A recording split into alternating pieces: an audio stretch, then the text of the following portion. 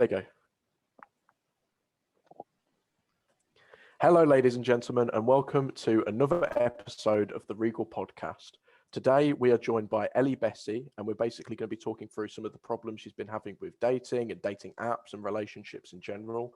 So we've got Harry here as the expert on relationships, on dating, and he's going to be answering some of her questions and kind of talking through some of the problems and coming up with solutions. So, Ellie, do you want to introduce yourself to the viewers? Hi, I'm Ellie. I met Jordan through doing marketing online, so we've become good friends. And basically, these two boys on this cast, they are both in successful relationships, and they're just me who I get everything good in my friendships and in my work life, but I just can't seem to sort out my relationships. Okay, These cool. two are going to give me some advice. Yes, and help me. Hopefully we can give you some advice that helps you out. So, first of all, do you want to give a bit of a background about kind of the problems you've kind of had with your relationships, why maybe some past relationships haven't worked out, and what sort of problems you think you're having? Right, so I'm not going to name any names because let's just leave that in the past. But when I was 14, I did get into a relationship, and I think I was too young. But when you're 14, you think you know it all, and I really like this person. So we dated for 6 months, but I wasn't ready for the sexual side of the relationship, and he wasn't honest with me that it wasn't okay for him. So he, instead of ending the relationship, he cheated on me.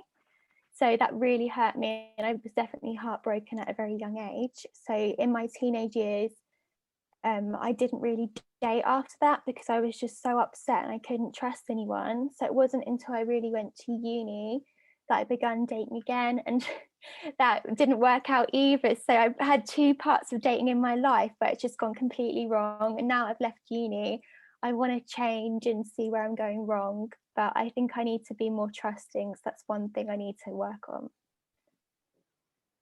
Yeah, well, we'll see kind of what the expert kind of advises you to do with that. Yeah. But no, it sounds like you've had some really crap luck, to be honest, with your relationships. I've actually got a question for Harry right off the bat then. So you mentioned that your first partner when you were 14 actually cheated on you rather than leaving you. So my question to Harry is, why exactly do men cheat, especially rather than just leaving their current partner? All right. First of all, the first thing I'm going to say is it's not exclusive to men. Men and women, we've done the statistics, done the studies, men and women are just as likely to cheat as the other. However, they tend, roughly speaking, to cheat in different ways. That's the reasons are relatively the same. So there's 3 main reasons why somebody would cheat. The first one is kind of probably the most kind of dangerous and kind of the most abusive or bordering on abusive, which is there's just an extreme power imbalance in the relationship, and the person has too much power and they don't suffer any repercussions. So it's kind of like, if you look at the examples of, say, an Arnold Schwarzenegger who cheated, or a Tiger Woods, or those kind of super successful, high achieving kind of alpha male types, one of the things that they can kind of point out to is, well, I cheated, she forgave me. Like, she's not going to do any better than me, so there's no downside to me cheating, so why wouldn't I? Obviously, that's not me justifying it or excusing it. It's just that's kind of the mindset they go through. The second one is kind of a resentfulness that kind of builds from somebody being too full on in the relationship. So if, for example, you have a partner who just does everything for you, every single thing they say, or every single thing you ask for, they just do it immediately. They agree with every opinion you have. They kind of, as like a doormat that you walk all over. You kind of naturally start to kind of go, well, I get everything I want from this person. We all instinctively want a bit of a challenge. We want what we can't have. So you then immediately start to kind of lust after somebody who is a bit more of a challenge, which means you look elsewhere for somebody who's a bit more of a challenge, and you naturally find that person more attractive and you end up sleeping with them. And you kind of, it's essentially a case of, again, I'm not excusing the cheater and I'm not kind of victimizing the person who was cheated on, but kind of their actions by kind of making the relationship too kind of gentle and too easy for the other person. They lost the challenge, they lost the attraction. So they just kind of decided, well, I'm going to look elsewhere for the spark and for this chemistry and this attraction. And then the final one is probably what most people can imagine, which is the relationship is terrible. There's a lack of intimacy, there's a lack of honesty, there's a lack of openness. And because of that, it tends to lead to one side or the other becoming slightly more jealous. And certainly if, for example, like we often see in the media, there's kind of these girls who say, oh, I'm always checking my partner's phone, I'm always checking my husband's phone. Or guys who say, my wife's always accusing me of cheating, even though I'm not doing anything wrong. If I even talk to a female co-worker, she's saying, so when did you sleep with her, etc. Well, your brain does go through through a thought process, which basically says, if I'm already being treated like I'm a cheat, and I'm already suffering all the ramifications of cheating, I don't actually have anything to lose by cheating. So I might as well just go and cheat then. Obviously, not everybody does that, and not all those don't fit every single example. But the vast majority of cases when somebody cheats is one of those three reasons. Okay, yeah, thank you, Harry. So, Ellie, Harry obviously just sort of spoke about some of the insecurities that women can feel, you know, like feeling like you have to check their boyfriend's phone or their partner's phone and just constantly worried that maybe they are cheating. Have you ever had to deal with any insecurities like that? And do you think it's affected any of your past relationships? Well, I think I'm actually the opposite. When I was in that relationship, in the 6-month relationship when I was 14, he goes to me, I wish you would care more. I wish you were more jealous. So obviously I wasn't jealous. So that he literally, so the opposite made him cheat, which is interesting. So it's more like a type 2, the example I used, which is kind of, you were not in a, I don't mean to be rude or offensive, but you were kind of providing everything he could possibly want. So he lost kind of, well, there's no challenge, there's no spark, there's no kind of that, there's none of that friction. So I can kind of just walk all over you and look elsewhere for that friction, that spark.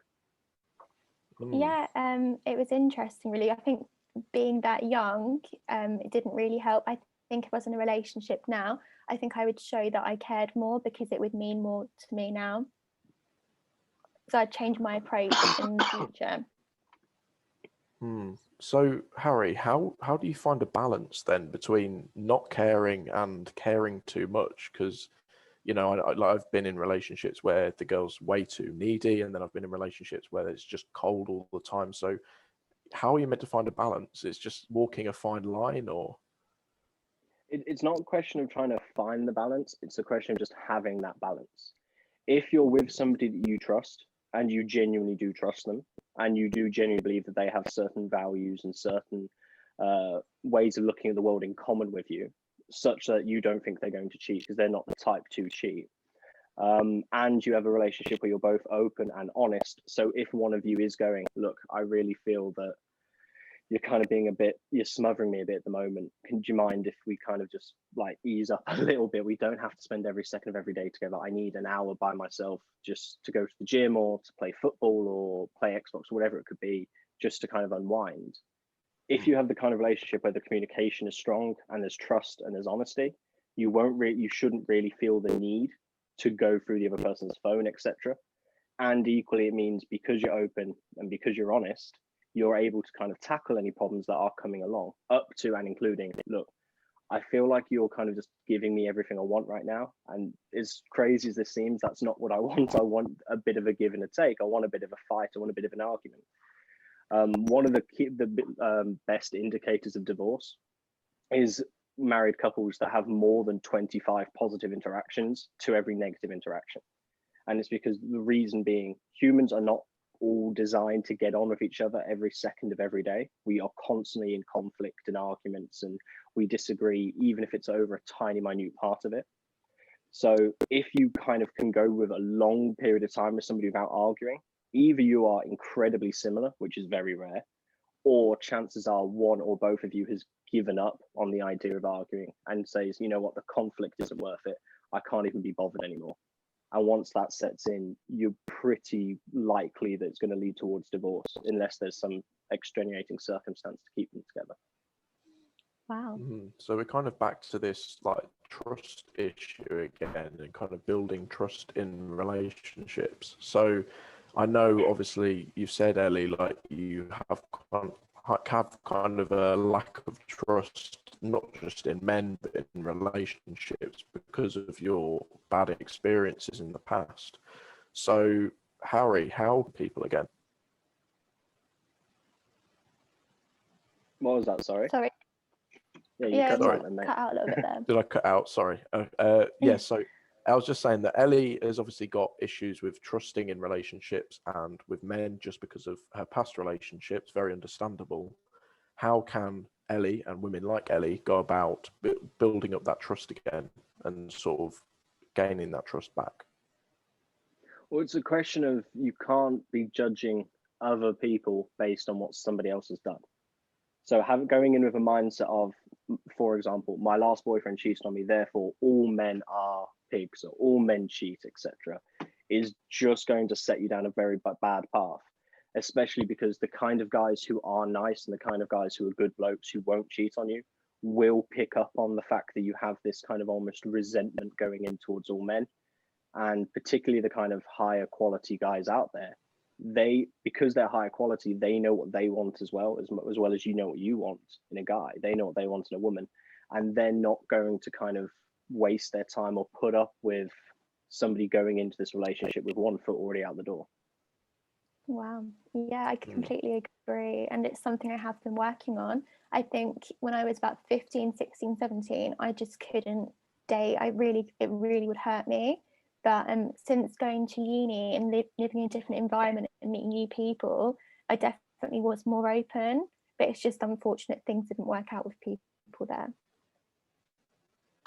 Yeah. The other thing I will point out is people don't like to hear this, but the truth is dating is kind of a numbers game. And I don't mean a numbers game in the sense that you have to sleep around. I mean, it's a case of there are, 65 odd million people in the UK. Now, I fundamentally do not believe there's such thing as the one person. I think there's about 1,000 people out there for each individual person. And I think that the perfect relationship is something you build. I don't think it's something you find. I think it's something you build over time as you grow together. That said, the likelihood of you finding somebody who's a good compatible match for you is a lot lower if you're meeting, for example, one new person a year, versus if you're the kind of person who's a big social circle, meets, let's say, 20 new people a month. You're going to find the right kind of guy a lot quicker. So that's probably why uni helped you, I'd imagine, because it's freshers, it's thousands of students, your friends have got friends, course mates, societies, etc. It's one of those environments where you meet so many people so quickly. Even if you're not attracted to somebody, you could have met guys who go, oh, you know what? He's kind of restored my faith that not all men are cheats, because he's not a cheat. He's a lovely bloke. Definitely. There's a lot of people that I probably wasn't attracted to, but I could see how they treated me as a person or how they treated their girlfriends. And I definitely don't believe that all men are cheats. So I'm happy I'm going down that road now.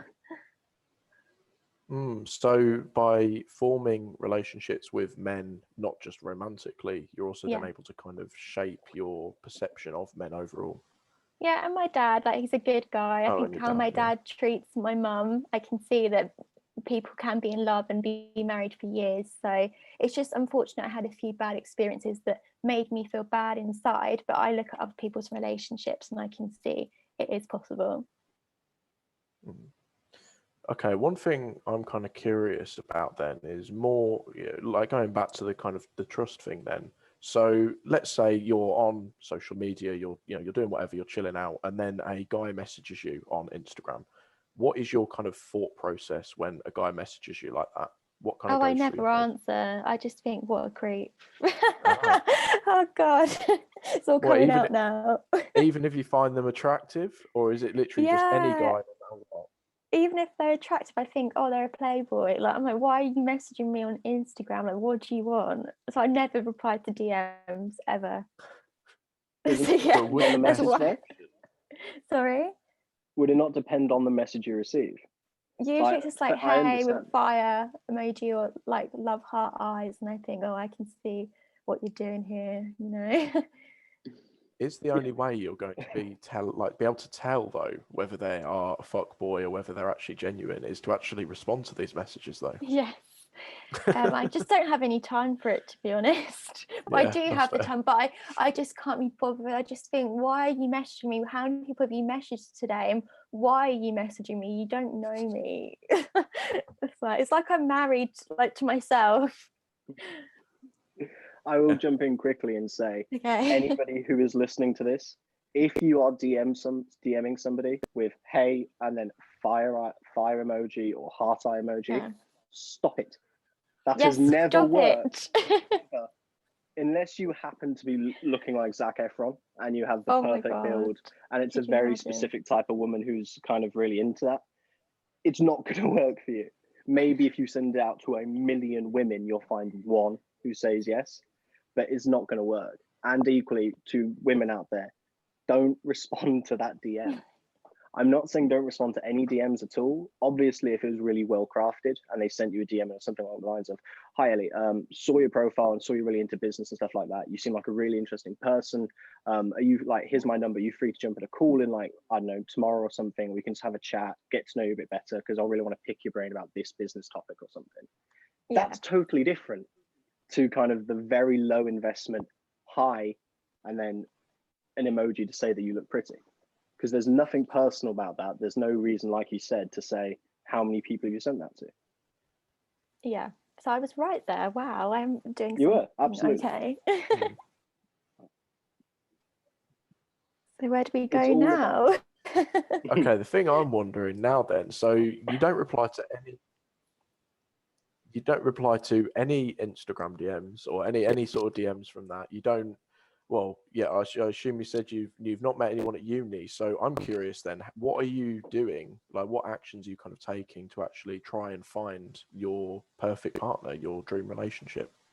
I was on dating apps for a couple of years. So I would literally go on them most days and find matches. I think getting matches wasn't the issue for me. That was fine. It was just being able to hold a conversation. And I think, unfortunately, it is a hookup app like Tinder and stuff like that. So that doesn't suit my personality. So even though I got the male attention and flirtation, it didn't really go anywhere.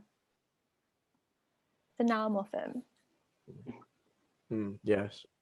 So it's, that's kind of the problem that I've seen with dating apps before. It's very casual and it's very kind of, they just like, people just want to talk and then that's it. So you're kind of looking for at this point something more serious, like leaning towards more going into a relationship and actually building a long-term relationship. Yeah, definitely. I think I'm mature enough for that, and I've been really close, just things haven't worked out, and sometimes it's not even the other person, it's me. I've had nice enough people say they are interested in me and I just haven't felt the same way. So I have to remember that I'm not always the victim, even though it's easy to be like, oh, poor me, it never works out for me. No, it's just how things go, and you have to feel good about both sides, don't you? It can't just be a one-sided relationship. So that's just with experiences, you learn that. Yeah, absolutely. Jumping on the dating 100%. app quickly, one thing I would say is not every single person on dating apps is going to be looking for hookups, etc.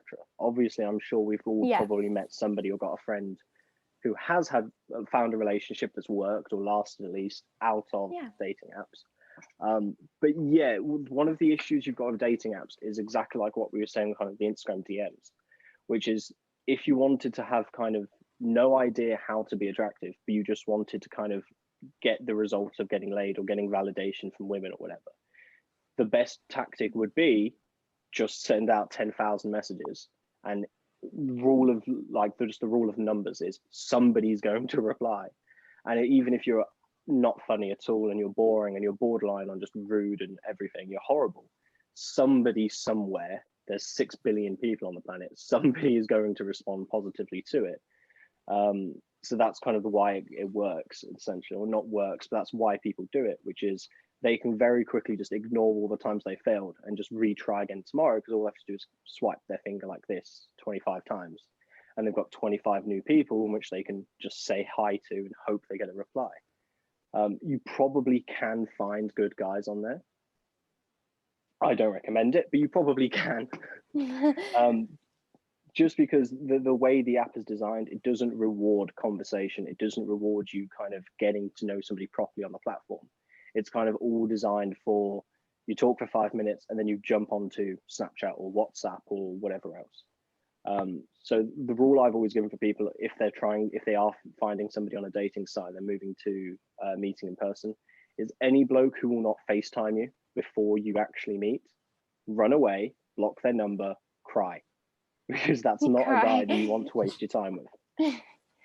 I won't be crying. I exaggerate But with cry, but I mean like just run away. Yeah. There's no hope for that. Give up. Just kind of plain and simply, because if at the end of the day, if you're trying to date somebody, a bloke who knows what he's doing and he's got a path in life and a mission and he's confident and he's self-assured and he's not going to kind of take his anxieties out on you or use you to kind of fill a hole in his life that he feels in terms of his own anxieties. If the guy's not willing to FaceTime you, then either it's so low investment and so low commitment in you that what's the point in going on a date with somebody who has that little interest in you? Or there are other problems with regards to insecurities about their own face or what they look like, or they're catfishing or something.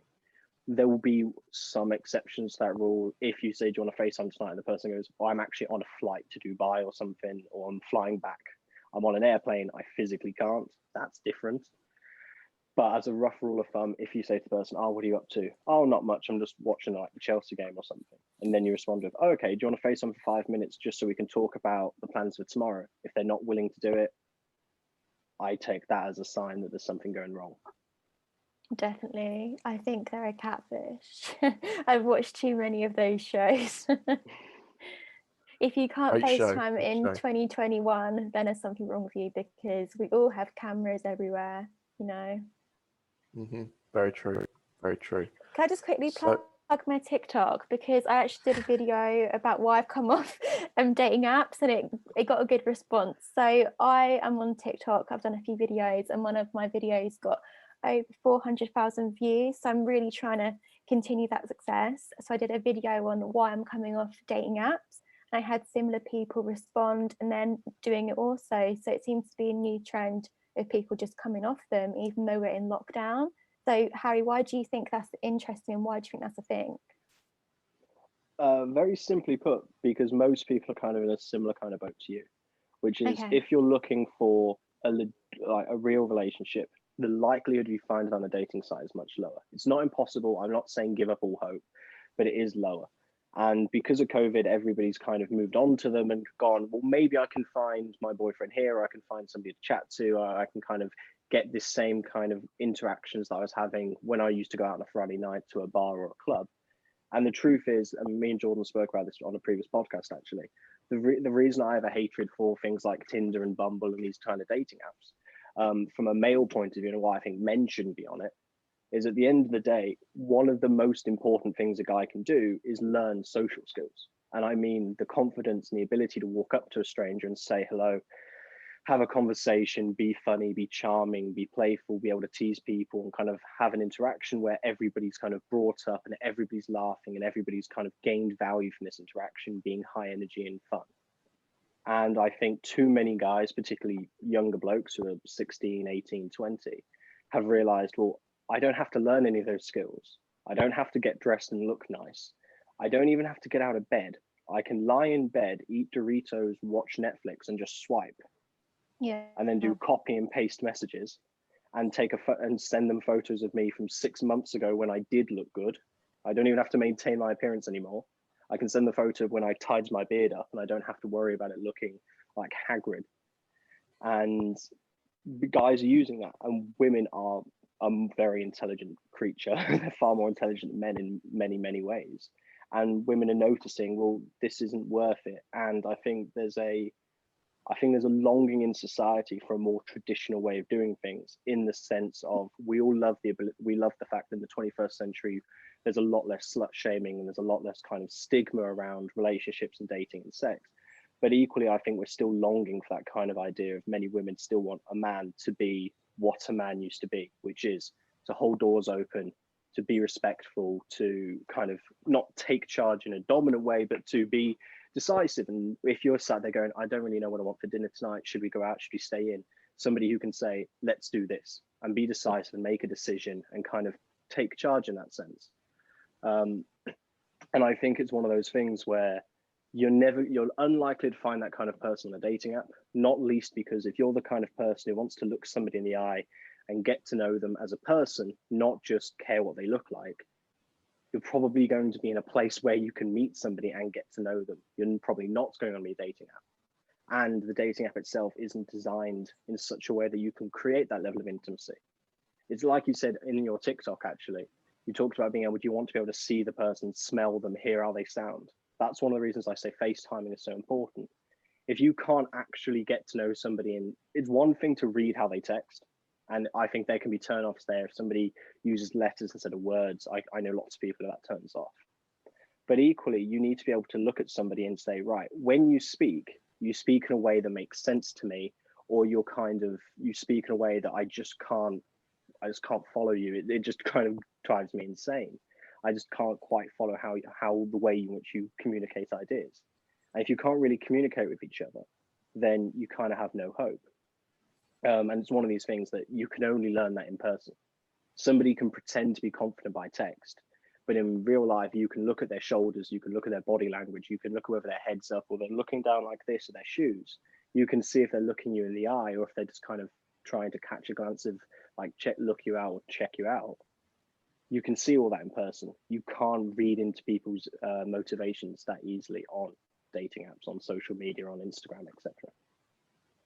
Interesting. That's really good.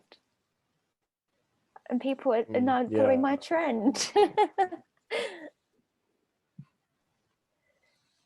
Well, yeah, trend if people are now following your trend, then there must be at least some truth to it. So, yeah, well, I'm definitely seeing a huge move back from digital to the real world, not just in dating, but in terms of, all relationship building industries, essentially. So can I ask a question? I've got kind of one question for you. You want to give me a question? I'll give you my question. So I don't know if you'll answer this because it's quite personal, but how did you both meet your partners? I'm just interested. And did it go well at first? Jordan, I'll let you go first. No, Jordan, let's hear your story first. Okay. Right. Okay. So basically, I used to live at another house in Leicester, which was a shared uni accommodation with 5 of my friends. And the first time I actually met my current partner, I was actually with somebody else, and it was at a house party at that house. We didn't do anything. I'm not a cheater. Don't accuse me of that. It was just getting juicy. Yeah, no. So I was with my partner at the time, and then my current partner actually came over because she was friends of friends in the house.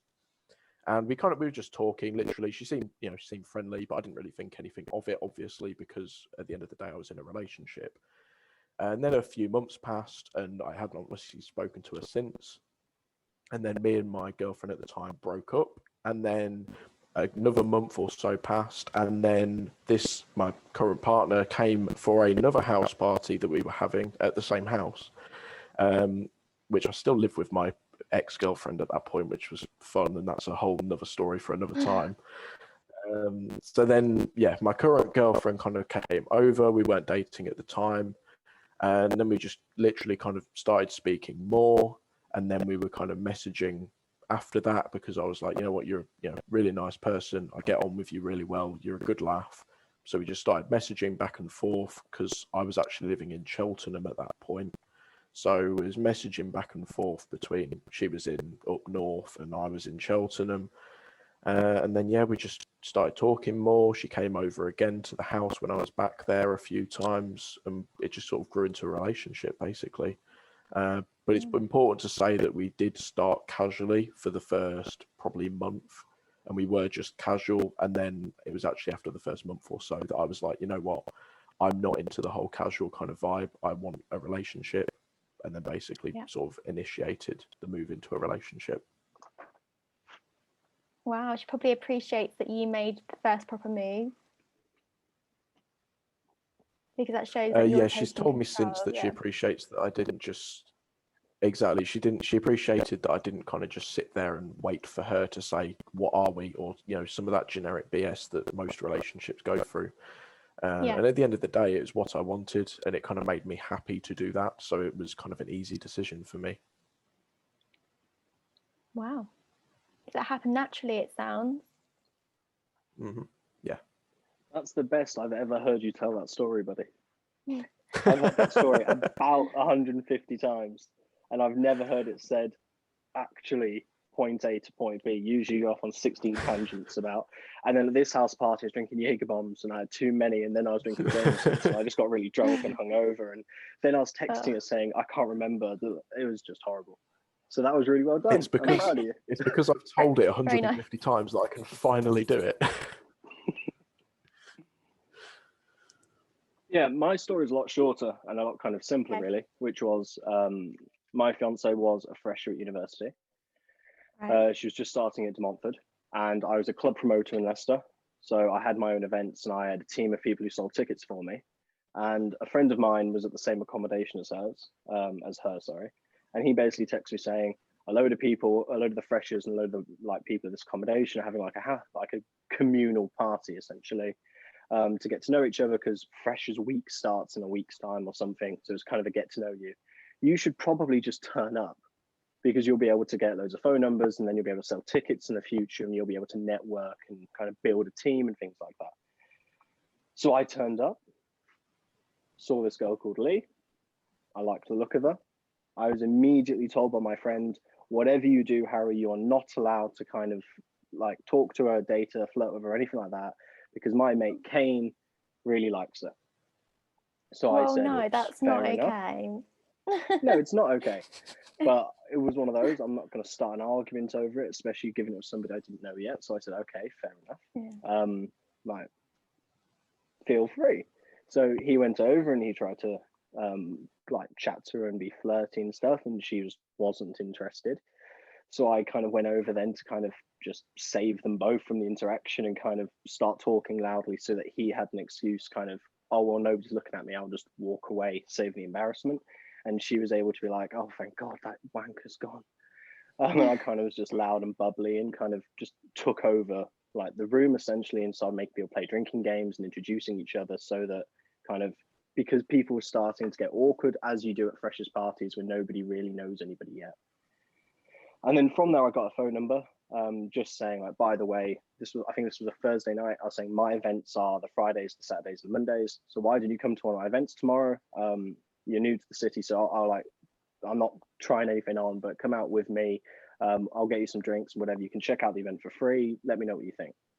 Which is something I did a lot, not as a dating ploy, but just as if I get you into the club once for free, you might like it. If you like it, you'll keep coming back again and again and again. So I did that.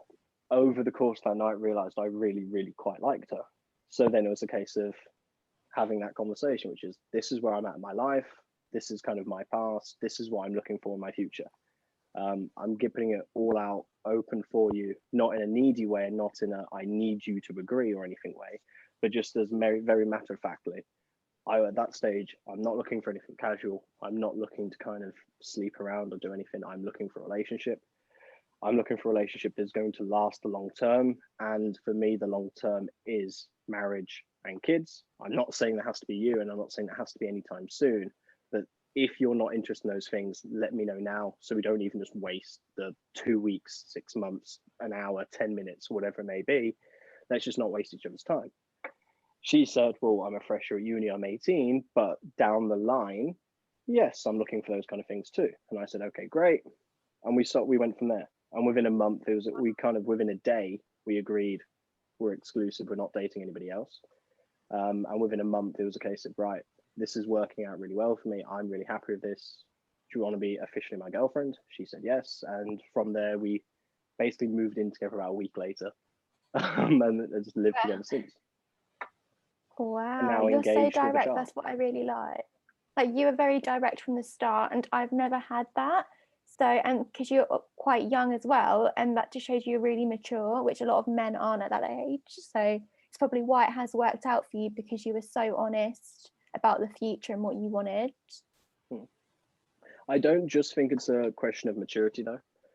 This is actually something we were talking about in one of the last podcasts when it comes to social anxiety. And it's something I do think women need to hear, just because I think it's one of those things where women don't really realize what's going on in men's brains, because men's brains are very, very confusing if you don't have one. The reason why most men kind of lie or manipulate or any of these kind of things usually comes down to insecurity. It's a case of, well, if I'm honest with you, like let's say, for example, the opposite was the case. and I met somebody and I had the mindset of, I want this to be casual. I just want to sleep with you. We'll have friends with benefits. We'll both have a great time, but it's never going to be any kind of commitment. We're not going to date. We're not going to kind of be a relationship. If I openly and honestly say that to somebody, which is, for the record, what men should do, if that's the truth, you should be open and honest. If a bloke says that, he has basically put himself out there to be rejected. And likewise, if a guy turns on and says, I am looking for marriage, I am looking for kids, and I am looking for a commitment, not necessarily now, but further down the line, he's putting himself on the line to be rejected. If you just say whatever you think she wants to hear, the likelihood of you being rejected is much lower. And rejection is something that it sucks for everybody, but it's a lot worse for men to be rejected by women, far, far worse than it is for women to be rejected by men. And there's a whole evolutionary psychology reason for it. If you want to hear it, I'll go into it. Yes, please. Just trust me. Okay, so you know how we call nature Mother Nature, and we imply that kind of nature is feminine? Yeah.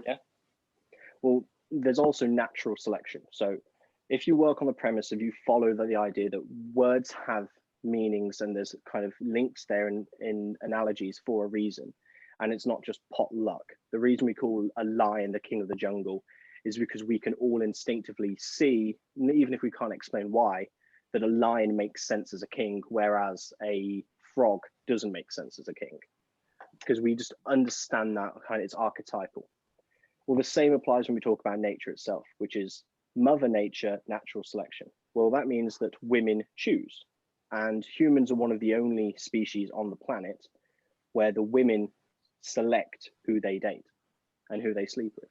In almost every other species, you have like an alpha male, for example. Let's talk about, say, mammals in particular. You'll have an alpha male gorilla, for example, and he basically will say to the other males, only I'm going to have sex with all the women here. If any of you try to have sex, I'm bigger than you and I'm stronger than you, and I'll kick your ass and I'll kill you. So the other men actively say, nope, that's fair enough. Yep. I'm not going to fucking fight Dwayne Johnson. Fuck off. Not going to happen. And that's what they do. So the other men intentionally remove themselves essentially from the dating pool. They remove themselves from sexual selection. Well, the female gorillas would be willing to sleep with essentially any of the men, because it's a question of, well, having a kid is better than not having kids. Humans don't have that. In humans, what happens is women became a couple 100,000 years ago very, very picky about who they slept with. And this is essentially the reason why humans became the dominant species on Earth, because women were selecting certain traits that they found attractive, and those traits passed on to generations, which is why we have such diversity now in the 21st century, where you've got some men who are 4 foot, 3 foot tall, and you've got some men who are 8 foot tall giants. You've got some men who have IQs in the 180s, 190s, 200s, and you've got other men who, unfortunately, have IQs maybe in the 60s or 70s. I don't know the specific low end, but you've got massive variation in men. Whereas, roughly speaking, women are far closer to the average than they are to the extremes. I'm not saying women are all the same, but if you look at the shape of the curve, say for IQ, the number of women with an IQ of 160 plus is such a tiny percentage of women. Whereas if you look at percentage of men with 160 plus IQs, it's a much higher percentage. Yeah. That's not saying men are smarter or women are smarter. It's just the level of the distribution varies. And a big part of that is because men had to start doing things to impress women. Because otherwise, if you don't impress the woman, she's not impressed, she's not going to sleep with you. If she doesn't sleep with you, not only does that mean that you have failed, but it means your entire genetics, the entire biological reason you exist on the planet, is a failure and is now dead forever, because there will never be another version of your genetics. They're unique. So when a woman rejects a guy, what actually goes on in the base part of his brain that's kind of not even conscious on the subconscious level is, it's not just, sorry, I think we should just be friends. It's actually, sorry, I'm fine for you to exist, but I do not want to tarnish my genetics with yours. Or kind of even worse, hi, I'm happy for you to exist, but I do not think your genetics are deserving to carry on to another generation, which is the ultimate kind of psychological slap in the face to men. And that's why men are far more scared of rejection. Wow, I've learned a lot just from that speech. There's proof of this if you need an anecdote. which is if, for example, you and I both went to, say, Leicester Square, London, and like really busy place, say COVID wasn't a real thing and there's thousands of people there every day. If you walked up to every single bloke and said, "Hi, would you like to go and have sex with me right now?" you would have to say that to, let's say, maybe 20 before somebody said yes.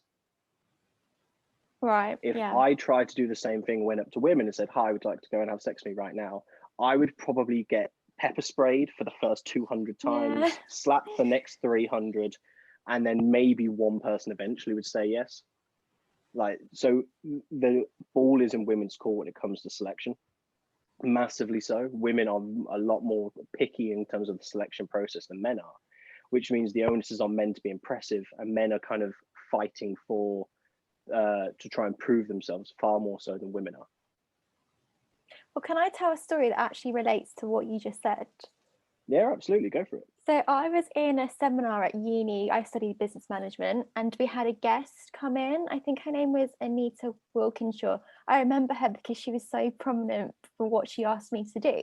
So we were in the seminar, and she walks in late, and she pointed at me. She goes, "You, what's your name?" I said, "Ellie." She goes, "You are a natural leader. I can tell from looking at you and your mannerisms, you are a leader."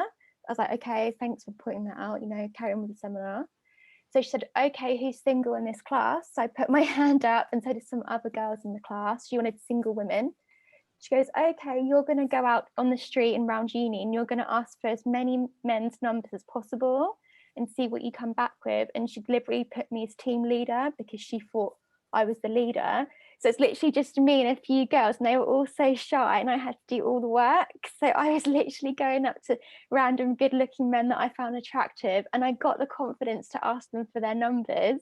I was like, "Hi, can you give me your number?" And they were looking at me like I was an alien, but they gave it to me, and we literally got no rejection, and we asked about 16 people. So we came back with 16 numbers. It just shows that even though it's scary to do that, I felt like an idiot. It literally worked in our favor. So that's an interesting experiment. So did you and a group of other women literally just go around like a pack of wolves and ask random guys for their numbers? And everyone was so scared. So just me and like my crew. Like, "Hey, can I have your number?" And they were like, "What?" But one had a girlfriend and he was so hesitant, but he gave it to me anyway. So I was a bit guilty as well. Oh dear. Oh dear. Yeah. Uni life. Well, props to that lecturer though. I know. It was a business class, not a dating class, but I always remember that because I was so shy. Very applicable. Yeah, so there's a lot of similarity between business and relationships. Yeah, I think she wanted us to experience rejection. That was the whole idea of going out, because in business you get rejection, but we didn't get rejected. But maybe if they sent the boys out, it might have happened. If they'd sent the boys out, they would have returned with campus security, having been kind of told off for harassment. And that genuinely is the case. And it is one of these things where, although it sounds like a double standard, it makes logical sense. And again, I don't want to come across as like misogynistic or unfair here, and I'm not trying to be insulting. But if we just use, for example, you and myself, Ellie, as the examples here. Okay. Me coming up and approaching you, you have every right to be slightly intimidated because although I haven't met you, so I don't know specifically how large you are, I'm willing to assume that I'm probably taller than you and have broader shoulders and I'm larger than you. And I'm stronger than you, have bigger muscles. Now, again, that's no offense. I'm talking like generally speaking, the average man is larger than the average woman, and I am slightly older than you as well.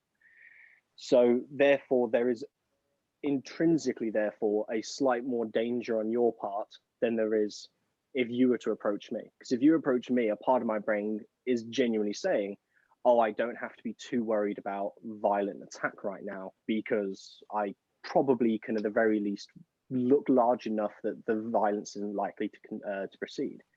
Whereas in women's case, a lot of the time when men approach, there is that case of, "I do not know you, you are larger than me, and you could hurt me if you wanted to. And I do not yet have any proof that you are not the kind of person who could hurt me." So one of the big things I talk about a lot with guys when I'm trying to help them kind of with their social skills and approaching is the first thing you have to kind of convey is, "Look, I'm not here to hurt you." Like, I have friends here who will kind of testify that I'm not creepy, because if I was creepy, these people wouldn't be seen in public with me. The reason I go out quite a lot with my sister and my friends, and when I was single, I'd go a lot out with a group of my girlfriends and my sisters, my cousins, and people, is because it's a question of anyone who sees me now knows, okay, women do not have to be terrified of him because he's able to be around a group of women who are relaxed and comfortable. And there's a way of doing it so that you don't come across like a player who's just paid 300 women to turn up to a club with you. But one of the points I was trying to go back to was you said about the maturity level when it came to me being open and honest with my then girlfriend, now fiance, about what specifically I wanted in the relationship.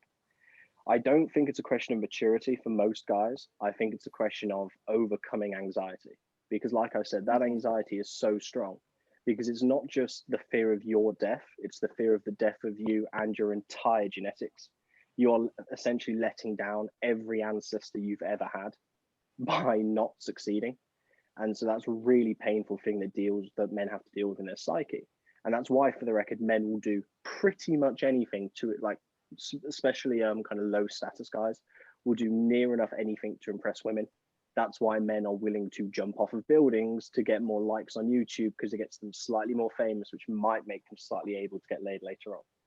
It's why a lot of men are willing to work 80, 90, 100 hours a week, even if it's a job they hate, because it earns them enough income that they think that might finally be able to impress a woman that he can be the provider for her. So a lot of what men do is kind of out of, I hope this makes women like me. And the way to overcome that isn't to go and achieve all these things. It's not go have surgery, look like Zac Efron, go to the gym every day and get buff like him, and go become an actor and become super famous and be in the next Baywatch movie. It's actually a question of teach your brain to stop giving any kind of credence or respect or any authority to that fear. And kind of like how you were saying then, it's trying to teach somebody about rejection for sales and for business. One of the things I've made all of my clients do in the past is go to a big popular shopping center and get themselves rejected on purpose about 150,000 times. Because once you have that many experiences and your brain can think of that many moments when you have been rejected, your brain also remembers the fact that you didn't die in any of those moments, and you have another opportunity to maybe succeed tomorrow. So one of the things that is different between, say, in my example then, when I was 21 when I met my girlfriend, versus say most other guys my age, was the fact that I had been rejected at least 10,000 times, partly on purpose and partly because, well, I'm not perfect and there are plenty of women out there who won't find me attractive for numerous reasons. But because I'd been rejected so many times, my brain just didn't care about the rejection anymore.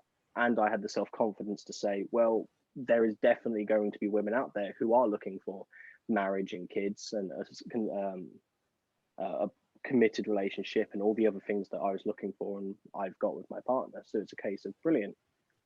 It doesn't matter if this girl says no, because there'll be another person, another person, another person.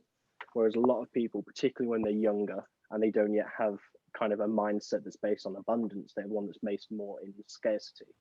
They kind of end up thinking, I need this relationship to work, or that's it. Or I need this person to like me, or that's it. I need this client, or I'm done. And the reality is there'll always be another client. There'll always be another person in the bar you can talk to. There'll always be somebody else to match with or swipe right to or whatever. There's more options out there. And people don't realize that. And that leads to a lot of people kind of over-investing early on and being willing to lie, cheat, manipulate in order to try and make this one relationship work. Wow.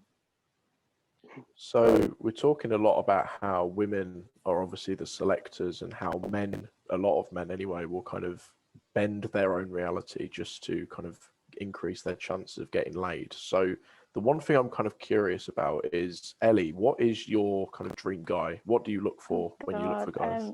Zac Efron. And Harry keeps mentioning him, so I'm just like, oh my god, you're mentioning my dream person all the time. Yeah, that's not by accident. I want someone.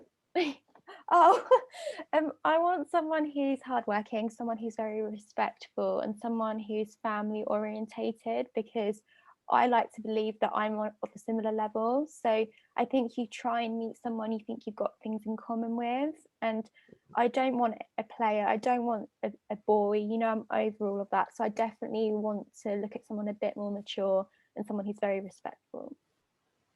Yeah, makes a lot of sense. So, Yeah. Harry, now a question for you then. What do you think is the game plan for Ellie to try and sort of not just walk up to an approach and meet these people, but also form a lasting relationship with? Okay, I'll start with the approach part first, just because this is something I think you might find interesting, Ellie. Okay. Which is, I'm sure that you're probably of the opinion that maybe men should be kind of be the first person to come say hello. Say you're in a bar, Yeah. you'd be a bit more comfortable if a guy comes over to you and says hello, rather than if you went over to him. Yeah. And there's a reason for it, and a part of that is kind of traditionally speaking, it was the man's job to do that, partly so that if there was a rejection, the man took the burden for that and kind of protected the woman from the public shame of rejection. However, what people don't tend to realize is when we look back at kind of more traditional societies, so even the Victorian age, women actually always started the interaction. I've They heard just didn't this. say hello. Have you They heard the dropped dropping their of the handkerchief? hanky. Yeah, I watched Matthew Hussey. I heard it on there. Matthew Hussey is brilliant.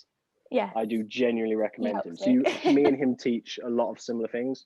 So you're Yeah, I noticed I'm sure he's going to teach, he's probably got a different way of phrasing it, but it's probably going to be the same kind of almost near enough exact example, which is there's a brilliant way that women can approach without being approaching, and that is you ask for a favor. He talks about a study from the 70s. I actually have a different source. It's Dale Carnegie that actually Jordan here put me onto this book. And it was about the power of favors. And it's a question of, as soon as you do a favor for somebody else, as soon as you do a favor for somebody, you like the person you did the favor for far more than the person receiving the favor likes you. Have I got that right, Jordan? Yeah, it's Right. kind of a weird Okay. psychological phenomenon, actually. It says, it gives 100 examples in the book, but essentially, yeah, you like the person you're doing a favor for more than, for example, the person you're getting a favor from, because typically we only do favors for our friends or family or people we're close with. So if we're doing a favor for a woman who's approaching us from a man's perspective, then it kind of tricks our mind to thinking, oh, well, this person must be at least friendly because I'm doing a favor for them. Wow. Right. So based on that, essentially, if you kind of ask any man for a favor ever, the likelihood they'll say no is relatively low, partly because men tend to like being, oh, I'm needed, I can be helpful. And that's a massive ego boost for pretty much all of us. And partly because at the end of the day, any kind of guy who says no, it doesn't matter because they're not the kind of guy you're looking for anyway, like plain and simple, because they're not being gentlemanly and respectful and helpful.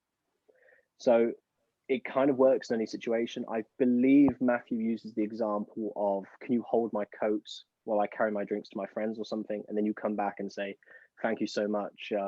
Like, you're such a gentleman. So how's your night going? And you kind of have that easy transition into a conversation. And it means that he in his head's going, well, I approached her and things are great. And when everybody looks over, it looks like he's approached you. So all the kind of onus and fear of rejection is on him, not on you. And you've saved social grace. That's a really good example. I think there are better ones personally, but do you mind holding my coat for 5 minutes is absolutely brilliant.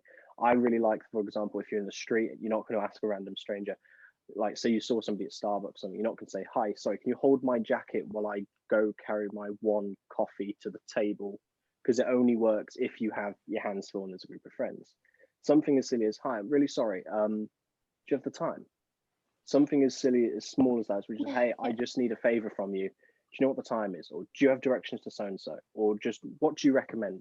If you're stood at Starbucks, you can literally be the person who stands there for a second in the queue and just turns to the person behind them and go, hey, really sorry, I need a favor. I need you. You're going to save my life right now. I can't decide. It's the biggest question I'm ever going to ask you. It's the most important decision you're ever going to make in your entire life. You put all this pressure on, then you say, do I go for a chocolate croissant or a blueberry muffin?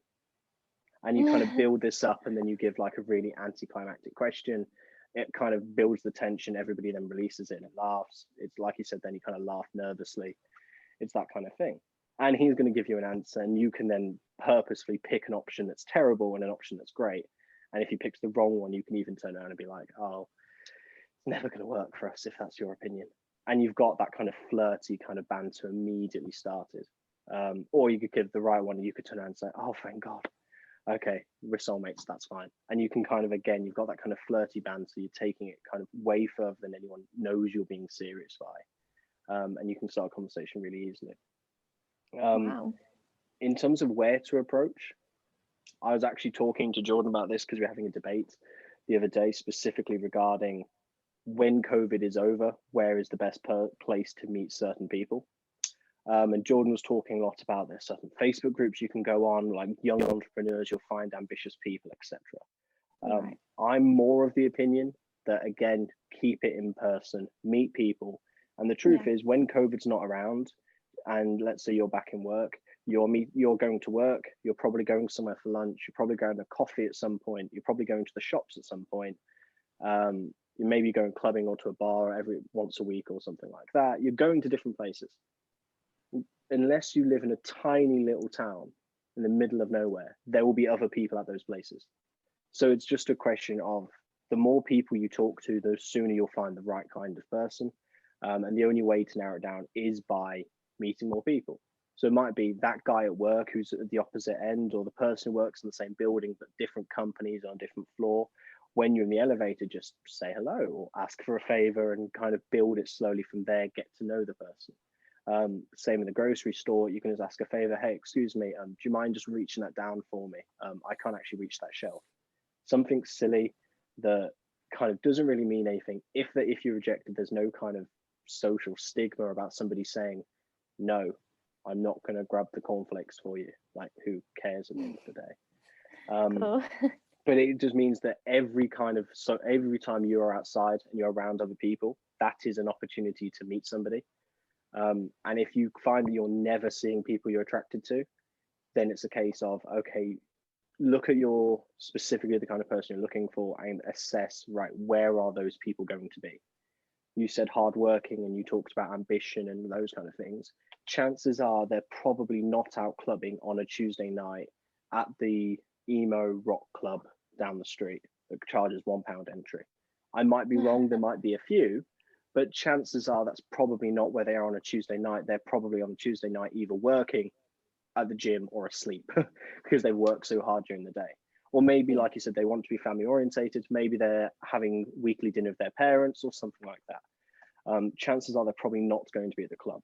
So rather than kind of saying where specifically you can find these guys, it's more a question of ruling out places where you might do, but you probably won't, and not wasting your time in those places searching for them. That's not to say don't go out clubbing if you enjoy it, but when you go clubbing, focus on having a good time clubbing. Don't go out clubbing with the intention of, this is my chance this week of meeting the right guy. Does that make sense? No. Yeah, that does make sense.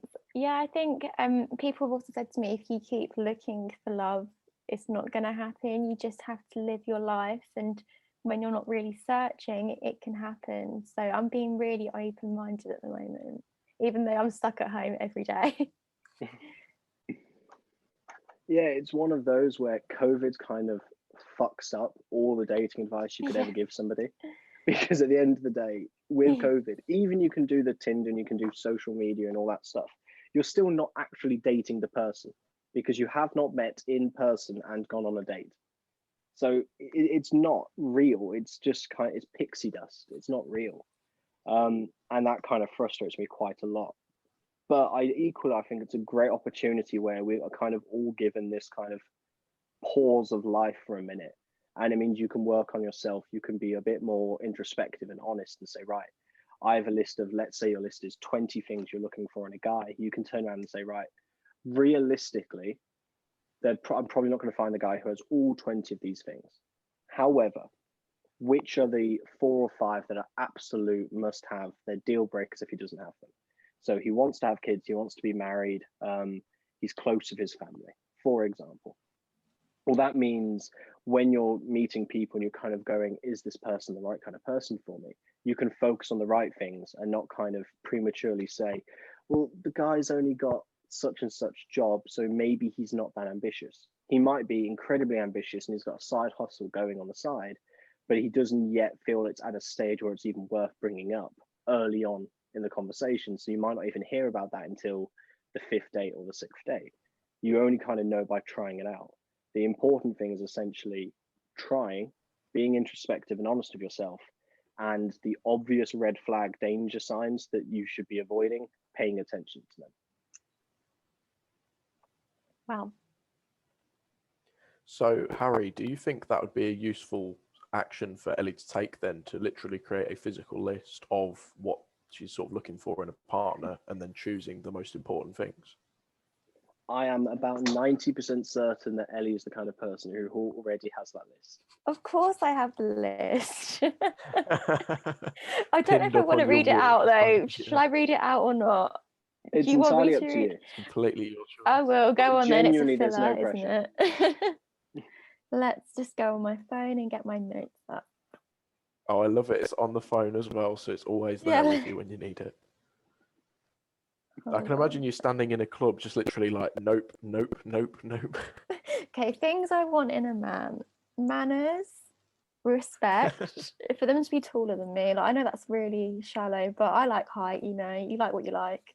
Not lazy, not a player, nice eyes and hair, and family orientated. So what I kind of just said.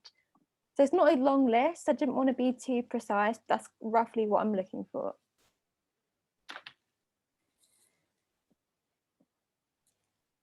So, any male viewers sort of listening or watching this podcast, that is what Ellie wants. If you fit this description, don't drop her a message because she'll ignore it.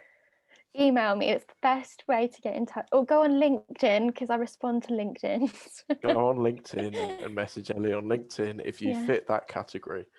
And send a little list and say, I tick this box, and this box, just for ease. I take references from friends as well. References from friends. There you go.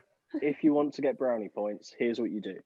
Okay. Go on TikTok, like and follow, oh God. Screenshot, and then on LinkedIn, send a DM of the screenshot to prove that you are helping and supporting her TikTok and helping her grow that channel and you're being supportive with a proper message, not just hi, fire emoji. If you send a high fire emoji, I will personally find you and deactivate your account. Good. I would probably marry the person who did that. So if you really want to marry me, that's how we're going to get things started. There you go. And because I believe in love, I'm going to make it even easier. Oh, God knows. Millions for all we know. Oh, wow. And just to make it easier for everybody listening, for any guy who's out there looking for love, I will put Ellie's TikTok in the description. So you can just literally click it and do those things. And then you've got a wifey down. Wow, this could change my life. For the better or the worse, call me Cupid. You're going to get single women want to come on your podcast every week if that works well. So you never know. This could genuinely become a TV show. Regal matchmaking.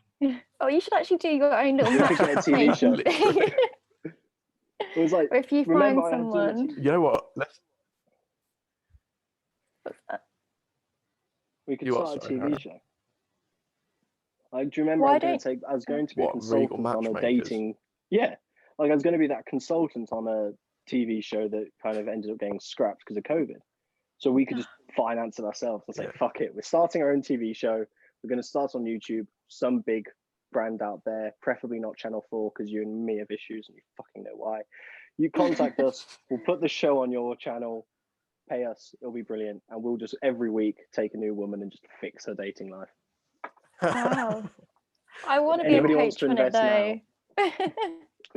Yes, you can like vet the guys first. Okay. Yes, maybe we'll do another one where you find someone who's potential and then we'll go on the video chat and it'll be like a first date and you'll be the moderators. That'd be very cool. You guys are just having a first date and we're just sitting there like, hey. Going to do the fire emoji. Yeah, Jordan just sat there just watching and staring, going, don't do fire emoji, don't do fire emoji. As I'm just sat there look reading dead in the body eyes language. and click my pen. I'll just sit there clicking my pen, just looking him in the eyes. And I'm just sat there watching the body language going, oh God, this is going so badly. Or, fucking hell, this is going well. we have a buzzer. We'll set it up like X Factor and just literally hit the buzzer if we think it's good, or even hit the buzzer and flip the chair back. I think that kind of thing would work. We are not turning into Yeah. Graham Norton. Let's do Graham You Norton. keep doing this. style You thing. keep trying to make me into Graham Norton. It's not happening. I'm not So that Harry, kind of do you Irish. want to be a presenter? Do you want You've to be a got the presenter? haircut. My No, not question is, particularly. so The simple answer is I just want to help as many guys out there as possible realize their actual potential as men. And I want to Okay. help as many women as possible avoid the worst types of men. And as an overall picture, improve the quality of relationships. Because I look at a lot of the problems in society as a whole, not just in relationships and dating. And I think a lot of that is related to kind of the breakdown of relationships and the family unit, etc.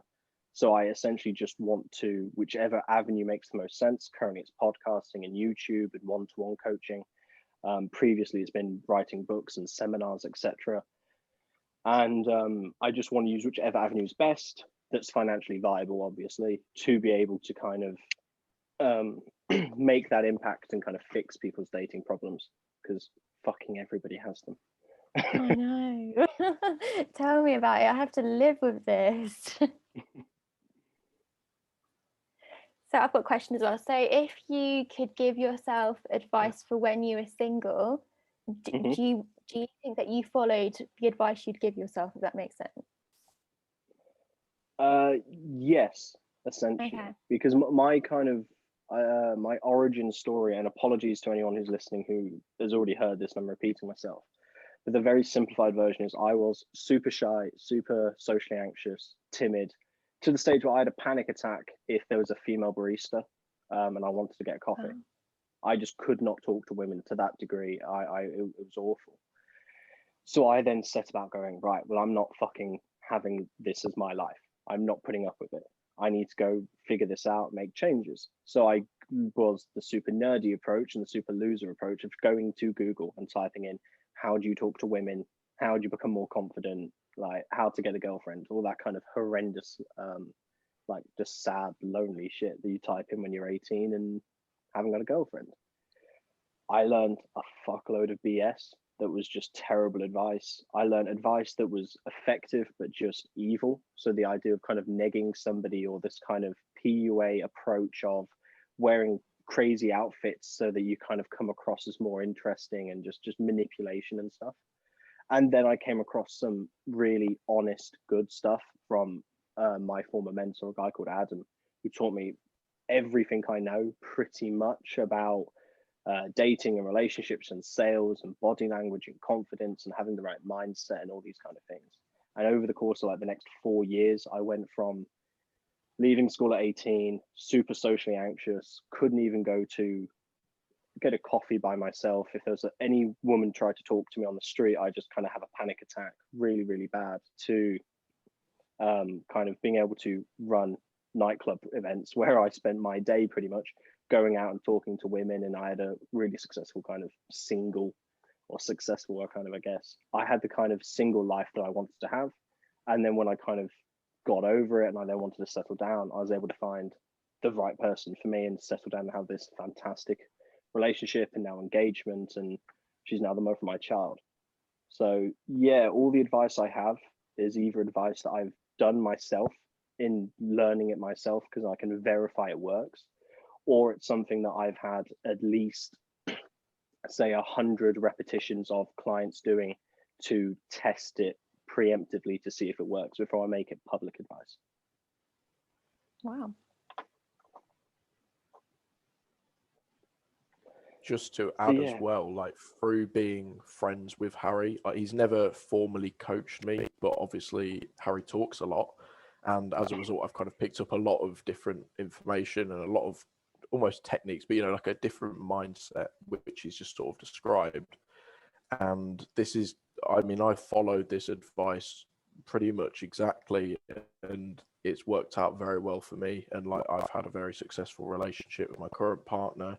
And even though we started out casually, I was open and honest up front. I was very kind of clear about what I wanted, and that alone has helped me build a stronger relationship. So that's me kind of talking from somebody who's heard and lived the advice Harry is giving, and it's worked out very well for me. So it should work out well for any of the men listening wanting to try it out, and of course you as well, Ellie. Yeah, of course. I've learned a lot, so much just by having the telephone conversation with Harry and then this whole call. So I think if we stay in contact, and definitely I'll give you some updates, and maybe you give me some more advice if I come through difficult things in relationships or just dating in general. Yeah, absolutely. Yeah, it's one of 100%. those where I'm kind of cursed in the sense of I smashed my other phone. So I currently only have one phone, which means if you have my number, you can reach me 24 hours a day. So if you Wow. send me messages, Don't I say will that. reply. I'm not going to reply immediately. I can tell you outright now, it might be 3 weeks hotline. before I reply, but I will get the message. He doesn't even reply to me immediately. Okay. There's literally one person on the planet I reply to immediately. Literally one, and that's my That's your fiance. partner. Everyone Yeah. else, yeah. Everyone else is a question of, I'll read the text first and decide how important is this? What am I currently doing? Which is more important? Okay. So if I'm with my son and you text me, Jordan, saying, what should the background art be for the thumbnail? You're going to get a reply when I put my son down for a nap. It's not going to be, okay, let's put my boy down, just leave him there, reply, and then pick him up again. That's not happening. Okay. But yeah, like, you have my contact information, you have my phone number, and obviously if you don't want to use my number, my link is down in the description in the bio or whatever. So yeah, feel free to keep messaging me and contact me and ask me any questions you've got. And that's not just to Ellie. Obviously, my Instagram is going to be in the bio and the description. So anyone else who has any questions, jump in. Who knows? If anybody else wants to kind of jump on and do a similar kind of talk, I suppose, good on you. It's not something I would have done when I was single. Like, God help me, I wouldn't have done this. So I'm really, really impressed with the kind of level of just sheer kind of self-esteem and confidence to be willing to do it. It's really fucking impressive. I just at the point where I don't care anymore. Like, people can just take me as they want. So I'm single, I've been single for a long time, and I just think you have to live your life whether you've got a partner or not. So that's my kind of vibe at the moment. Yeah, I think that's the best vibe to have, because at the end of the day, you shouldn't stop living just because you then get a relationship. Like, any partner you have, whether you're 2 weeks in or 20 years in, it should still be a case of they are complementing your life. They're not your entire life, they're complementary to it. So even like me and my fiance, we live together, we have a child together, we spend a lot of time together. We both have our own interests outside of each other, and we both have our own separate social circles and friends that we share in common. And you need that level of kind of bit of independence, but also solidarity, or else you kind of fall into that realm of, like we talked about at the beginning, where people start to lean towards maybe cheating and just doing nasty things. Yep. Have you got any more specific questions for Harry, Ellie? What I would say is, how do you get over that anxiety of feeling like you're going to be forever alone? Because I think that does probably cross most single people's minds. It crosses my mind a lot. So how do you believe it's going to happen when it hasn't happened in a long time? I'm specifically finding the right relationship, or of just being alone, kind of saying nobody loves me, because they are kind of two different anxieties. It's that kind of fear of you're going to get to 50 and I'm going to have loads of cats and nothing will ever work with anyone. So I know it's just anxiety, but it's hard to believe it's going to something good's going to happen when it hasn't happened to you ever, really. The question I'd ask you is, you talk about how you're entrepreneurial and you're business minded. You haven't yet been financially super successful. I'm assuming maybe you have. No, I haven't. But why do you have belief that one day you will be? Because I went to uni, I worked really hard, and I proved to myself that I could achieve something from there. So why not? Why couldn't I achieve a financial success if I keep working hard? So the same answer applies to dating. In business, you have this confidence because you've taken steps. You've put along the right path, and they may not be the perfect correct decisions at any given decision you make, but you can always course correct. But you know that you're making progress. The same applies to confidence and competence in anything. The simple truth is, whether it's sports or dating. No, it's fine. Sorry, Whether it's the cleaner just made me jump. Sorry. He wants some free dating advice. That's what he's here for. He's trying to lean in to Sorry. see how he can have the right mindset to become the best window cleaner in the world. But no, he heard Ellie reading out a list. Yeah. Sorry about that. Made me jump so bad. Okay, it's fine. Continue. Sorry. Okay, so regardless of what it's to do with, whether it's business, whether it's your financial goals, relationships, a sport, getting the right physique, body, whatever it may be, the simple truth is your body responds to feedback loops. So if you are constantly and consistently doing things that are putting you closer towards the end goal, your body is going to start feeding you positive chemicals like dopamine, etc., which will keep you motivated and kind of keep that anxiety away. I don't want to delve too much into the chemical response of what the brain chemicals are in terms of dopamine versus cortisol, etc. But essentially speaking, the more times you have momentum, and you'll definitely have noticed this, sometimes you get kind of a few small wins under your belt and you feel unstoppable and nothing can stop you and shake your confidence. And there are other days where a few things go wrong early on and that day is just written off and it's just awful. Nothing possibly goes your way that day. Yeah. So it's all about kind of making sure your brain is on your side, essentially. And it's a question of, there are certain chemicals that are released when you do something positive, and there are certain chemicals that are released when something negative happens. Well, if you can make sure lots of small positives happen throughout the day, and you intentionally don't dwell on the negative, whether that be by reframing it. So say, for example, the other day I was about to go and record a TikTok or plan a TikTok before I post it, and it started raining. And I could have gone, oh, for fuck's sake, it's raining. I can't do it in the house because my son's asleep. I don't want to wake him up. Right. I just can't do a TikTok right now. Or instead I could be like, you know what, fuck it. Let's go record a TikTok in the rain, because at the very least now I'm standing out, because everybody else is inside with a green screen and they're twerking on TikTok. Whereas I'm going to be on TikTok, stood in the rain, swearing, going how about you blokes out there actually man the fuck up and start acting like men are supposed to act, which means take responsibility, be honest, be open, be okay with rejection, and do hard and difficult things. Because at the end of the day, the men we look up to when we talk about society for young men, none of us look up at the lazy guy who doesn't do anything. All of us look at the action heroes or the Harvey Specters or the Elon Musks or the Jeff Bezos, people who have gone and done difficult things. And if you're not doing a difficult thing, why should anybody look up to you? And if people don't look up to you and they don't respect you, how can they love you? If you can't be respected, you can't be loved. So it's a case of just reframe it constantly. And that's exactly the same kind of thing for dating, which is if you know that you're making yourself slightly more attractive, more interesting, slightly funnier, more charismatic, just a happier person, whatever it can be, you can pick your own criteria. But if you can say to yourself, every time you go to bed, which is, I'm a better person today than I was yesterday. Not by much, but just a fraction better. Well, that means you're on a step closer to being at the level where you can just attract that perfect guy at that moment when he happens to walk into your life. And it's far better than kind of going, well, okay, if I'm going to meet the right guy at some point, I'm just going to sit here and wait for him. Because then 10 years are going to pass by potentially, and you haven't taken any steps closer to being more interesting, to having your own career, your own interests, hobbies, whatever it may be. Okay, yeah. So I should stop worrying and something good might happen. Yeah, just stop worrying and start doing things. It doesn't really matter what you do. It's entirely up to you. Yeah. But it's a question of you give yourself confidence when it comes to business and financial success, because you've gone and said, right, well, I've made a plan. The plan was I'm going to go to uni so I can become more specifically intelligent in this field. I'm going to train my discipline, my work ethic by getting the grades and making sure I work hard. I'm going to do A, B, C, D to make sure that I'm better suited to business and so I can make more money in the future. Well, the same applies to dating, which is, okay, well, I'm going to try and become a more positive person.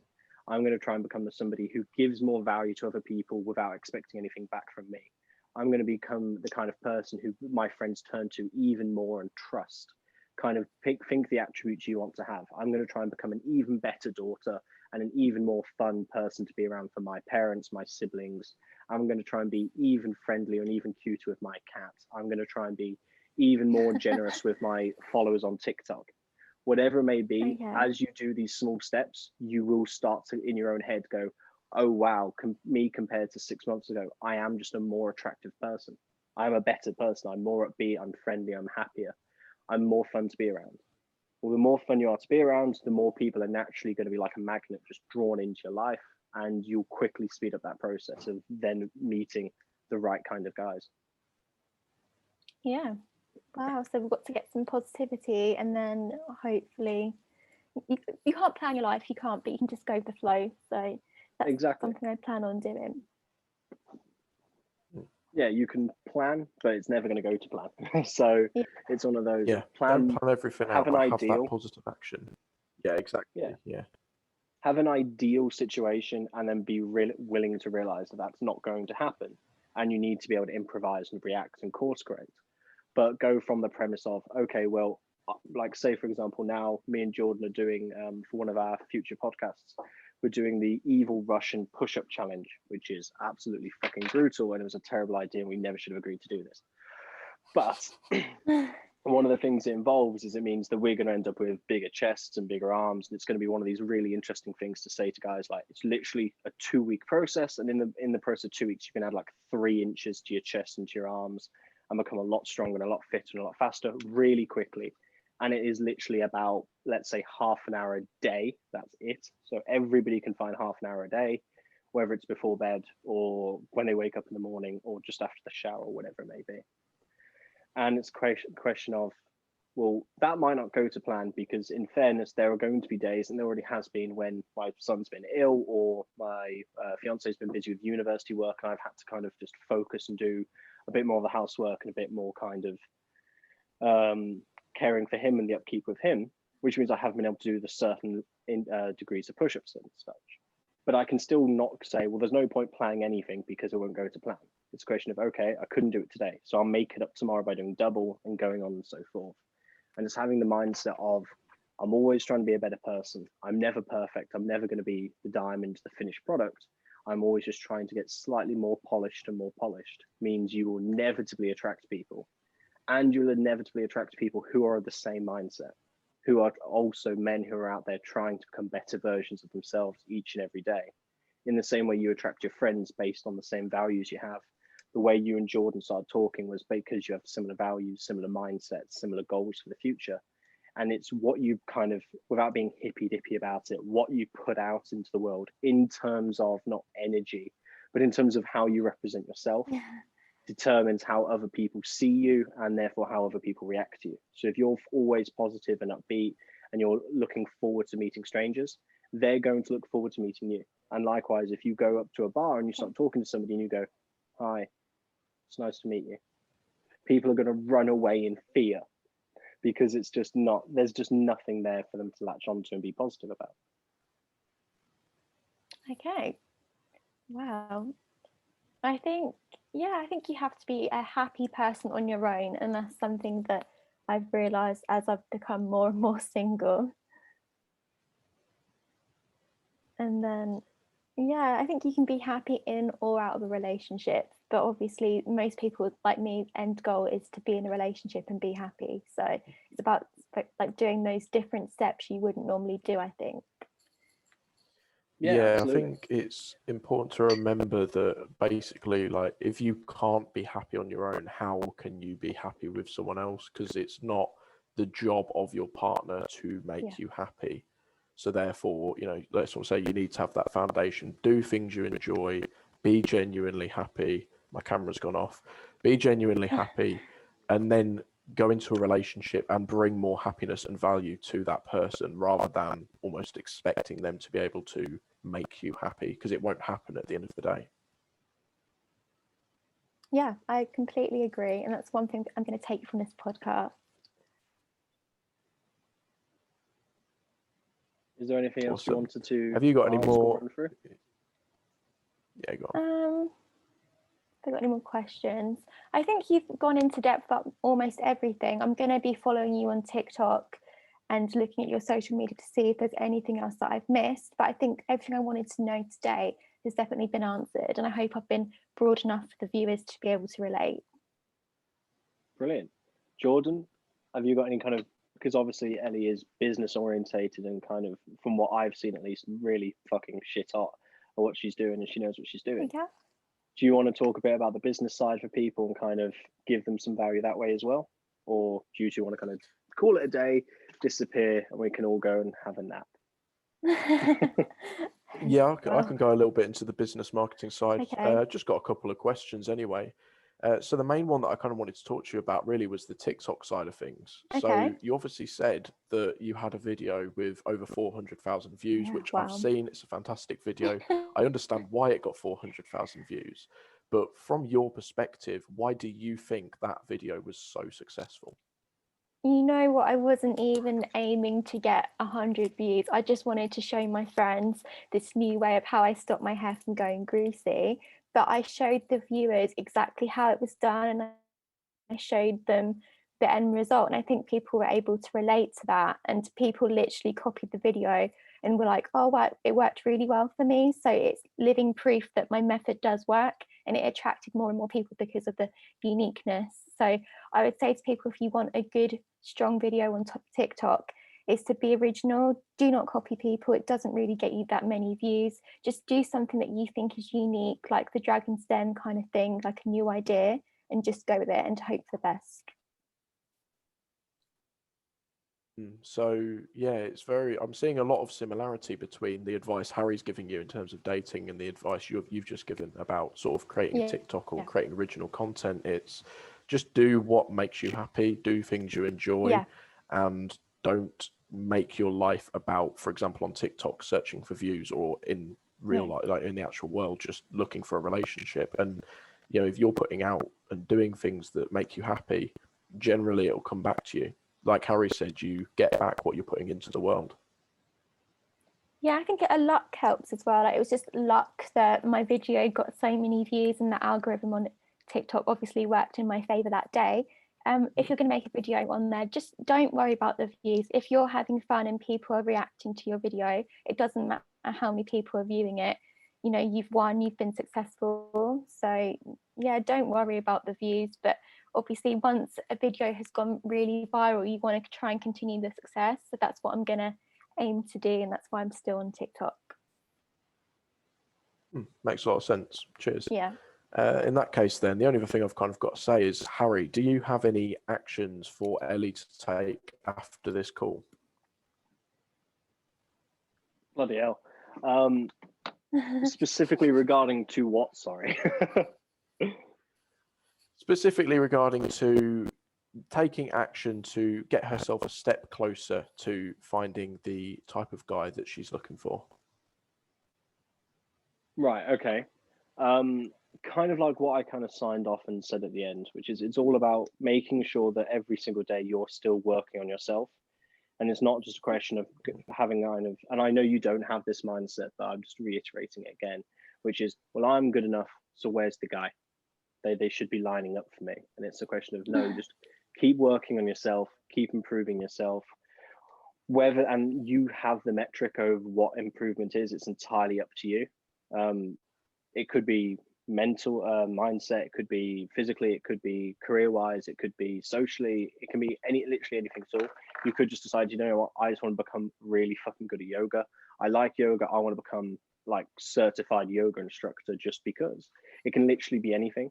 It's just a question of making sure you're doing something that kind of makes you proud that you had a day that was worth having, and not just kind of letting yourself stew. Because especially now with lockdown, I can't really give you advice in terms of saying, right, I want you to go out to bars and do this kind of thing, or I want you to go next time you have a conversation with a guy and he's starting to talk to you, use this kind of specific type of sentence in order to work out whether there's a red flag there or not. But what I can say is, just while COVID's going on, while we're in lockdown, and while we're kind of struggling, waiting to go back kind of to normal, focus on yourself. Use this time as almost like in this case, it's nearly a year-long vacation, essentially, where you don't have to worry about work. You don't have to worry about going out and people seeing you. You can just go and radically change. And there's nobody there to kind of call you out on and say, well, why are you trying to lose weight? Or there's no one there to second guess you. You can just kind of go for it. So whatever it is you want to achieve, just spend that time now and trying to grow as a person. And you'll be shocked at how your dating life suddenly changes as you continue to grow as a human being. Wow, I'm going to keep you guys updated and see if this is all true and if it works for me. Yeah, sounds good. I think one last bit of advice from me would be, with the actions that Harry's sort of given you, it might be a good idea for you to keep almost like a dating journal. So, well, not even just a dating journal, a general journal. Just talk about kind of what you've done to improve, how you've improved, acknowledge your wins. If you do have interaction with guys, you can talk about what went well, what maybe didn't go so well, and then you can kind of use that to learn from. Yeah, sorry, it's really, the connection's breaking up. I got a little bit of it. So you said just to celebrate the small wins and what works well with some people and not what works well with other people. Yeah. Yeah, sorry about the connection. Yeah, Can't really help that, unfortunately. Yeah, okay. So I think it would be a really great idea to have you on in a future episode, so you can kind of talk about how you've sort of taken Harry's advice, how it's benefited you, what has worked, what hasn't, and then kind of see your progress and how far you are along your self-improvement, your dating life. Maybe you'll have a boyfriend then, who knows? Oh my God, please don't jinx it. Sorry, it's a touch We're wood. definitely not going to jinx it. Hi But guys, one thing I'm still single. We're not jinxing it, but one thing I will say is we'll have you back on, and that will be when you formally thank me and invite me to your wedding, because at the end of the day, it all happened because of me. You're welcome. You'll be waiting 20 years, surely. But okay, if you want to wait that long. Positive thinking, Ellie. Positive thinking. Okay, sorry. I need to listen and be positive. It's gonna happen, okay? It's definitely gonna happen. The other thing is, soon. I'm not 70. I will be alive in 20 years. So if it takes you 20 years to decide to get married, I'll still be alive. I'll still be around. Well, it is you, Harry, so... Okay, yeah, I'll probably have been murdered by you by that point. But still, if Jordan doesn't murder me, in 20 years, I'll still be available. So feel free to invite me to your wedding. I promise not to murder you until after Ellie's wedding. That is a guaranteed promise. It's in writing now, or in video now. Okay, well, that's just like a actual plan now. All right, cool. I love how we start these really seriously, and we always go down weird tangents at the end, talk about murder and retiring and Graham Norton and shit. Pretty much, yeah. Great. Pretty much. Well, it's been fun. Thank you for having me. No worries. Thank you for coming on. It's been our pleasure. And I'm sure I'll see you soon on a podcast in a few months, probably. Sounds like a plan. Yeah, of course. Yeah, looking forward to having on, seeing how your life's improved. So, if neither of you have any more questions or anything you want to add, no. Okay, so I'm gonna go. No worries. Okay, thank you for coming on, Ellie. It's been a pleasure having you on, and we look forward to talking to you again soon. Thank you. Bye. I've really enjoyed it. Thanks.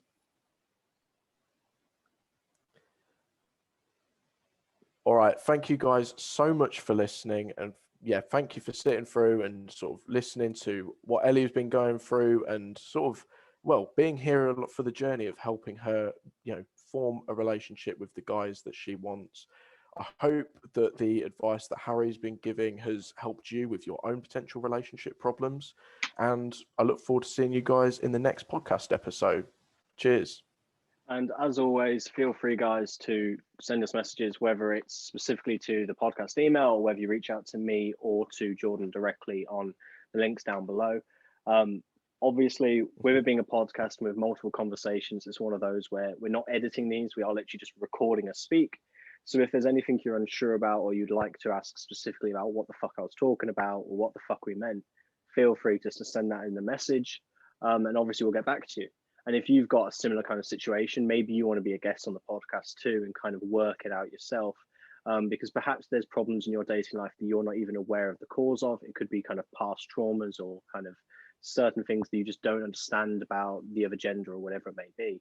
Feel free to reach out to us. Who knows, maybe we can get you on the podcast too. Cheers, guys. See you later. Bye.